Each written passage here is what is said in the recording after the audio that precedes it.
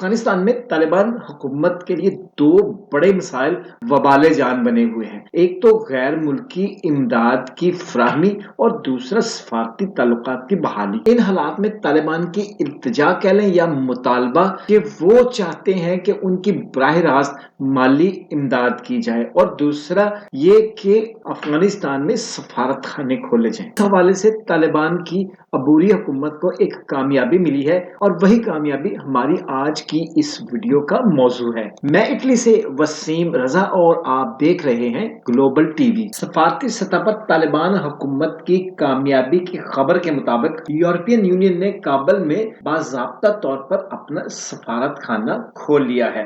یورپی یونین کے ترجمان برائے خارجہ امور کا کہنا ہے کہ کابل میں یورپی وفد کی کم از کم موجودگی انسانی امداد کی فراہمی میں سہولت اور انسانی صورتحال کے لیے قائم کی گئی ہے۔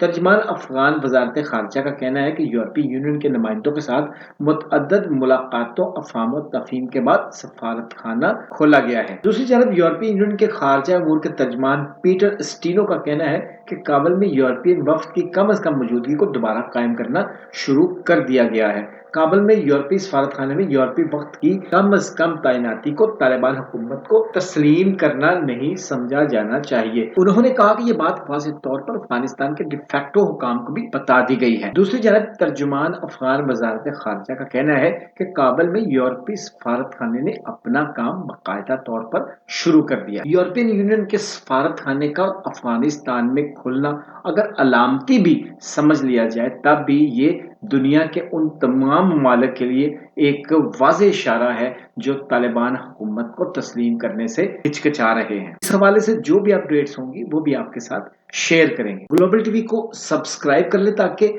اس سلسلے میں تمام تر اپڈیٹس آپ کو بر وقت ملتی رہیں۔